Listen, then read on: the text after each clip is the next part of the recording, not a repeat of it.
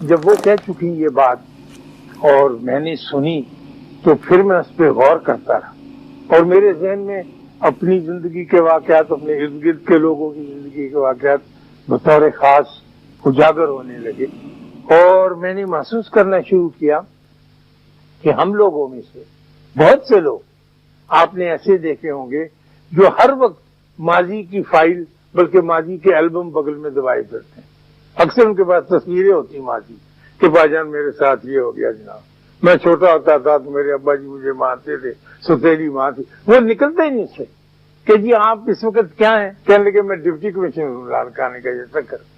لیکن رونا کیا ہے کہ جی میرے ساتھ یہ زمانہ بڑا ظلم کرتا رہا ہے۔ وہ ہر وقت یہی کہانی سناتے اور وہ آگے نہیں بڑھ سکتے۔ ہمارے مشرق میں تقریباً سارے ہی مشرق میں، ایشیا میں اور فارس میں یہ رواج بہت عام ہے اور ہم ذکر جب بھی کریں گے اس دردناکی کا ذکر کرتے رہیں گے۔ ہماری آپا سبیاں ہیں، وہ کہتی ہیں جی میری زندگی بہت بربادی میں گزری بھائی جان، اور میں نے جو مشکل سے وقت کاٹا ہے، یہ میرے بچے ہیں، یہ ایک تو وہاں ورلڈ بینک میں لگا ہوا ہے، ایک یہاں چارٹرڈ اکاؤنٹنٹ ہے، ایک بس ان کو اور بیٹا سرجن ہے، بہت مائکرو سرجن۔ تو کہنے لگی لیکن ان کے خاوند ماشاءاللہ ان کی اچھی تنخواہ تھی، اچھی رشوت نہیں لیتے رہے، تو اچھے فرنج بینیفٹس بھی تھے، کافی کامیاب زندگی بسر کی انہوں نے۔ تو اب وہ ہمارے خالو، ہم تو بہن کہتے ہیں ان کو، وہ بھی کہتے ہیں، میں نے کہا جی رشوت لینے، کہنے کہ ہاں بس وہ ہو ہی جاتا ہے، وقت کے تقاضے ایسے ہوتے ہیں۔ میں نے کہا آدھی رشوت تو آپ سرکاری افسر فرنج بینیفٹس کی لیتے، مثلا آپ کی 18,000 روپے تنخواہ ہوگی تو ایک کار، ایک دوسری کار، 5 نوکر، گھر مفت، یہ اللہ کے فضل سے بہت بڑی چیز ہوتی۔ اس کے علاوہ ویکینڈ کے نہیں برخوردار، اس کے علاوہ بھی ضرورت پڑتی ہے، لیکن ہم نے بڑا دکھی وقت گزارا ہے، مشکل میں گزارا۔ ہمارا ماضی بہت دردناک تھا، وہ ماضی کا دروازہ بند ہی نہیں کرتے،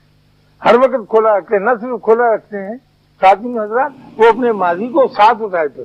میں نے بہت سے ایسے لوگ دیکھے ہوں گے اور آج کے بعد آپ بھی اگر غور فرمائیں گے تو آپ دیکھیں گے کہ ان کے پاس اپنے ماضی کی رنگین البمیں ہوتی ہیں، ان میں فوٹو لگے ہوئے ہوتے ہیں ماضی کے اور دکھ درد کی کہانیاں بھری ہوئی ہوتی ہیں۔ اگر وہ دکھ درد کی کہانیاں بند کر دیں اور کسی نہ کسی طور پر تگڑے ہو جائیں اور یہ تہیہ کر لیں کہ اللہ نے اگر ایک دروازہ بند کیا تو اب اور کھولے گا، تو یقیناً کھلتے جائیں گے۔ اگر آپ پلٹ کے بیک ہی دیکھتے رہیں گے اور اس دروازے میں سے جھانک کے وہی پرانی گندی مندی پیش پا افتادہ گری پڑی جانوں کے بل گری ہوئی چیزوں کو اکٹھا کرتے رہیں گے، آگے نہیں چلتے رہیں گے۔ تو یہ مجھے پتہ چلا کہ shut the door behind you کا مطلب وہ نہیں ہے جو میں سمجھتا رہا تھا۔ وہ تو اچھا ہو گیا کہ اتفاق سے میں وہاں چلا گیا، ورنہ ہمارے جو انگریز استاد آئے تھے انہوں نے اس تفصیل کے ساتھ نہیں بتایا تھا۔ تو آپ کو بھی، ہم کو بھی، سب کو بھی یہ کوشش ضرور کرنی چاہیے، اور ہمارے بابے جن کا میں اکثر ذکر کرتا ہوں اور بار بار کرتا ہوں اور کرتا رہوں گا، ان کے ڈیروں پہ آپ جا کر دیکھیں، وہ ماضی کی بات نہیں کرنے دیتے۔ وہ کہتے ہیں کہ بسم اللہ آپ یہاں آ گئے ہیں، یہ نئی زندگی شروع ہو رہی ہے، آپ بالکل روشن ہو جائیے، چمک جائیے، یہ رحمتوں والے باغ ہے، برکتوں والے۔ ہمارے جیسے نالائق بری حیثیت رکھنے والے آدمی ان کی خدمت حاضر ہوتے اور وہ نعرہ مار کے کہتے واہ واہ رونق ہو گئی ہمارے میلے کی، ہمارے ڈیرے کی، کہ آپ جیسے آدمی آگے، اس لیے کہ آپ کے ساتھ مستقبل بندھا ہوا ہے، آپ نے تو آگے کی طرف چلنا ہے اور سارا سہارا اس سے ملنا ہے۔ اب آپ دیکھیے ہمارے اوپر مشکل وقت ہے، لیکن سارے ہی اپنے اپنے انداز میں مستقبل سے خوفزدہ ہوئے کہ جی پتہ نہیں کیا ہوگا اور کیسا ہوگا۔ کیوں کیا ہوگا؟ ہم کوئی ایسے گرے پڑے ہیں، ہم کوئی ایسے مرے ہوئے ہیں؟ ہمارا پچھلا دروازہ تو بند ہے، اب تو ہم آگے کی طرف چلیں گے اور تو ہمارے پاس کوئی رستہ ہے ہی نہیں، اور ہم کبھی بھی مایوس نہیں ہوں گے، اس لیے کہ اللہ نے بھی حکم دے دیا کہ مایوس نہیں ہونا۔ حالات مشکل ہوں گے، تکلیفیں آئیں گی، بہت چیخیں نکلیں گی، بہت تکلیفیں ہر طرح کی آئیں گی، لیکن ہم مایوس نہیں ہوتے ہیں، اس لیے کہ ہمارے اللہ کا حکم ہے اور ہمارے نبی کے ذریعے یہ فرمان دیا گیا ہے کہ لا تقنطوا من رحمت اللہ، اللہ کی رحمت سے انکار۔ اور بعض اوقات یہ پتہ نہیں چلتا کہ اللہ کی رحمت کے کیا کیا روپ ہوتے ہیں۔ آدمی تو یہ سمجھتا ہے نا کہ میرے ساتھ یہ زیادتی ہو گئی،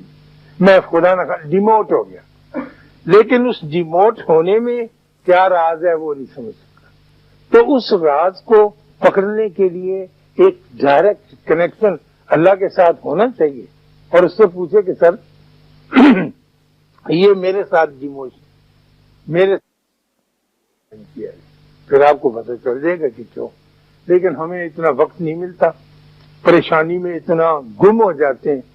کبھی بھی یہ ہماری بڑی بدقسمتی ہے، بازاروں میں جانے کے لیے وقت مل جاتا ہے، تفریح کے لیے وقت جاتا ہے، دوستوں سے بات کرنے کے لیے، اپنے ساتھ بیٹھنے کے لیے کوئی وقت نہیں ملتا۔ اب یقین میں آپ سے پوچھتا نہیں، میں بیچ بیچ میں شامل ہوں، میں اگر اپنی ذات سے پوچھوں کہ اے اشفاق احمد صاحب آپ کو اپنے ساتھ بیٹھنے کا کتنا وقت ملتا ہے؟ آپ نے کبھی اپنا احتساب کیسے کیا؟ دوسروں کا احتساب تو ہم روز کر دیتے ہیں، اخباروں میں، کالموں میں، ایڈیٹوریلز کے اندر۔ میرا بھی تو ایک وجود ہے، میری بھی تو ایک شخصیت ہے، میں بھی تو یہ چاہوں گا کہ میں اپنے آپ سے پوچھوں کہ ایسا کیوں ہو گیا، اور اگر ایسا ہو گیا تو پھر خفیہ طور پر مجھے اس کا کوئی اعلان نہیں کرنا ہے، خفیہ طور پر اس کے لیے اللہ کی بڑی مہربانی ہے، اس نے ایک راستہ رکھا ہوا ہے توبہ کا۔ کئی تو آدمی کہتے ہیں نا کہ نفل پڑھیں، آپ ورد وظیفہ کریں، وہ چلے گا نہیں جب تک کہ آپ نے اس کیے ہوئے برے کام کے لیے توبہ نہیں کر لی۔ توبہ ضروری ہے، جیسے آپ کاغذ لے کے نہیں جاتے کہ ٹھپا لگوا کے نیچے سے، پھر وہ آگے دستخط کر دے گا، پھر آپ کا کام چل جائے گا۔ تو توبہ وہ ٹھپا ہے جو لگ جاتا ہے اور بڑی آسانی سے لگ جاتا ہے۔ اگر آپ خفیہ بیٹھے ہوں، دروازہ بند کیا ہوا، اور اللہ سے کہیں کہ اللہ میں یہ پتہ نہیں مجھے کیا ہو گیا، تو یہ ہو گیا اور میں اس پہ شرمندہ ہوں۔ میں یہ ریزن نہیں دیتا کہ ہیومن بینگ ویک ہوتا ہے، انسانی کمزوری ہے، یہ بہت فضول بات ہے، ایسی کرنی ہی نہیں چاہیے کہ جی مجھ سے یہ کوتاہی ہوئی ہے اور میں اس کی معافی چاہتا ہوں آپ سے، اور میں کسی کو بتا نہیں سکتا اس لیے کہ میں ایک کمزور انسان ہوں، کیوں بتاؤں؟ تو وہاں سے معافی مل جائے، پھر زندگی کا پھر راستہ ایک نیا بڑا شاندار، بڑا کامیاب چل نکلتا ہے۔ لیکن اگر آپ اپنے ماضی کو اٹھائے پھریں گے، اس کی فائلیں لیے پھریں گے، اور یہی رونا روتے رہیں گے کہ میرے ابا جی نے کیا کیا، دوسری شادی کر لی تھی، فرض کیجیے انہوں نے، یا میرے ساتھ سختی کرتے رہے، یا انہوں نے بڑے بھائی کو زیادہ دے دیا، مجھ کو کچھ کم دے دیا، یہ چھوٹے نے زیادہ لیے، بڑا کم رہ گیا، یا شادی میں کوئی گڑبڑ، تو ختم نہیں ہوگا کبھی بھی کام۔ پھر تو آپ وہیں کھڑے رہ جائیں گے دہلیز کے اوپر، نہ دروازہ کھولنے دیں گے نہ بند کرنے دیں گے، جگہ میں پھنسے ہوئے رہیں گے۔ لیکن آپ کو تو shut the door behind you کر کے زندگی کو آگے، آپ اس کو تجربہ کر کے دیکھیے ایک مرتبہ، کہ آپ نے اس بات کے سن چکنے کے بعد، جو میری نہیں ہے، میری لینڈ لیڈی میری درجن کی بات ہے، جو بہت اعلیٰ درجے کی سرائی کرتی تھی اور ان کا بڑا نام تھا روم میں، ان کی بات پہ عمل کرتے ہوئے آپ دیکھیں کہ میں نے اس کو بلایا اور رونا چھوڑا، اور ہر ایک کے پاس جا کر رحم کی اور عاجزی کی بھیک مانگنی ترک کی۔ اکثر آدمی بھیک ہی مانگتا ہے، میرے ساتھ اس نے کہا غلام محمد یار نور محمد سلیم تیرے ساتھ بڑی زیادتی، اس نہیں کہہ سکتے، اس سے آپ کو ملے گا تو کچھ نہیں، صرف 2 لفظ ہیں جو آپ اس سے حاصل کر لیں گے اور سمجھیں گے کہ جناب میں نے بہت کچھ سر کر لیا، کلا آپ کا بدستور موجود رہے گا جسے سر کرنا ہے۔ تو اگر آپ کبھی بھی اتنی تقویت کہیں سے حاصل کر لیں کہ آپ بیٹھ جائیں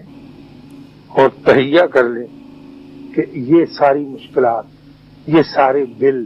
یہ ساری یوٹیلٹی کے جو اتنے خوفناک، یہ تو آتے ہی رہیں گے، اور یہ تکلیف ساتھ ہے ہی ہے،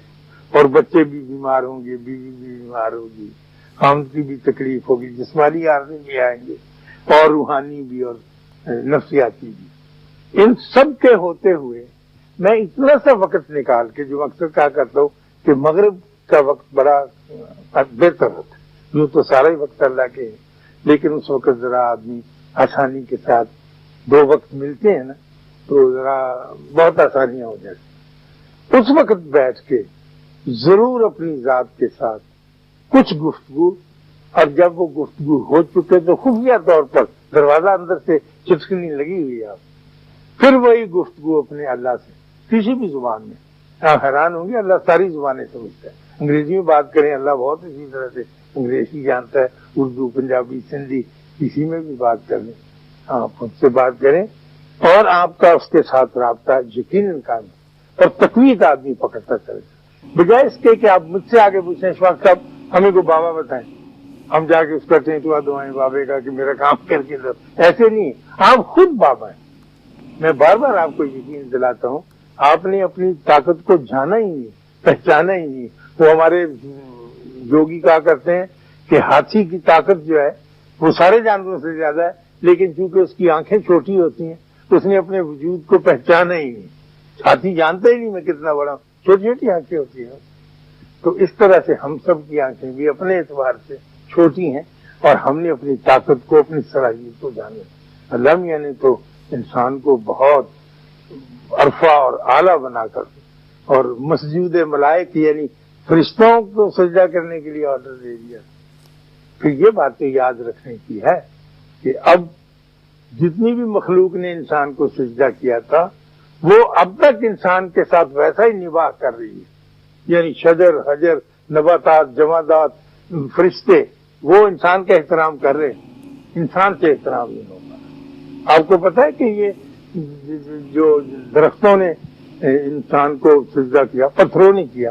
بہتی ہوئی ندیوں نے کیا۔ اس وقت میں بار بار کہا کرتا ہوں کہ اب جب ہم یہاں بیٹھے ہیں تو اس وقت کروڑوں ٹن برف جو ہے ہمارے پہاڑ کیٹو کے اوپر پڑی ہوئی، وہ اس وقت آواز پکار کے سورج کی منتیں کر رہی ہے کہ ذرا ادھر کرنے زیادہ ڈالنا، پانی ہے نہیں جناب میں بالکل سوکھ گیا، تو میں نے پانی پہنچانا ہے اور نو انسان کو پینے کے لیے پانی چاہیے۔ اپنا آپ پگھلاتی ہے برف، تڑپتی ہوئی آتی ہے اور آپ کو پانی دے کے جاتی۔ سوئی گیس جو بالکل ڈیڈ چیز ہے زمین کے اندر موجود ہے، صبح کے وقت سوئی گیس اگر آپ غور سے اس کی آواز سنیں اور آپ یہاں تک پہنچ جائیں کہ آپ کو یہ آوازیں آنے لگیں تو چیخے مار مار کر کہہ رہی ہوتی ہے نیچے والی سوئی گیس سے، نہیں کڑیو چھتی کرو، گیس کو کہہ دی باہر نکلو، جلدی کرو، تم تو ابھی ہار سنگار کر رہی ہو، بچوں نے اسکول جانا ہے، ناشتہ دینا ہے، لوگوں نے دفتر جانا ہے، چلو اپنا آپ قربان کرو ناشتہ۔ تو وہ کہتی ہے ماسی ہم نکل تو رہی ہیں اب 2 منٹ، انہوں نے کہا نہیں جلدی نکلو جلدی، اور وہ اپنا آپ قربان ہو کے جل بل کے آپ کا ناشتہ، آپ کی روٹی ہانڈی تیار کر لی، کیونکہ سوئی گیس نے ایک دفعہ سجدہ کیا ہوا ہے۔ ساری چیزیں آپ کو پتہ ہے کہ یہ جو ہے آم لے لیں، کوئی پیڑ سیب اعلیٰ درجے کا ہمارا نارتھن ایریا میں ہوتا ہے، یہ قربان ہو رہا ہے۔ آج تک کسی انور رٹول نے یا کسی سمر بیس درخت نے اپنا آم چور کے نہیں دیتا، خود ہی سے کھا سکتا ہے۔ دیکھو نا ہم جیسے انسان اب خود غرض ہیں، اپنا لگو کے رکھتے ہیں، ہر چیز چھپا کے رکھتے ہیں۔ وہ درخت یہی پکار پکار کہتا ہے کہ جی ادھر سے میرا پھل اتارو جی، یہ بلوچستان ضرور بھیجنا، وہ لوگوں کو آم کم ملتا ہے، سارا کچھ ہی اپنا قربان کیے چلا جاتا، صرف اس وجہ سے کہ اس کا رابطہ اپنے اللہ کے ساتھ، اور وہ خوش ہے۔ اور آج تک کسی درخت نے یہ نہیں کہا کہ ہماری بھی کوئی زندگی ہے جی، جب سے گڑے ہوئے ہیں وہیں کھڑے ہیں، نہ کبھی اکاڑے گئے، نہ ہم نے دیکھا ملتان سے آگے نکلے ہی نہیں، یہ تو فضول زندگی ہے۔ میرا پوتا کہتا ہے دادا بہت ممکن ہے کہ وہ بیچارہ ہماری طرح سے روتا ہو، اخبار چونکہ نہیں چھاپتا تو اخبار پریشان ہوتا ہوگا درخت۔ میں نے کہا نہیں پریشان نہیں ہوتا، وہ خوش ہے، ہوا میں جھومتا ہے۔ کہنے کہ آپ کو کیسے پتا ہے خوش ہے؟ میں کہا وہ خوش اس لیے کہ ہم کو پھل دیتا ہے، جو ناراض ہوگا وہ پھل نہیں دے گا۔ تو میں اگر اپنے گریبان میں منہ ڈال کے دیکھوں، میں جو شفاقے میں ہوں تو میں پھل نہیں دیتا۔ میرے سارے دوست، ساری مخلوق، سارے آدمی میرے قریب سے گزر جاتے ہیں، نہ میں انور رٹول بن سکا، نہ سمر بھشت بن سکا، نہ میں سوئی گیس بن سکا، نہ میں بہتا ہوا پانی بن سکا، یہ ساری چیزیں دیتی چلی جائیں۔ اللہ آپ کو آسانیاں عطا فرمائے اور آسانیاں تقسیم کرنے کا شرف عطا فرمائے۔ اللہ حافظ۔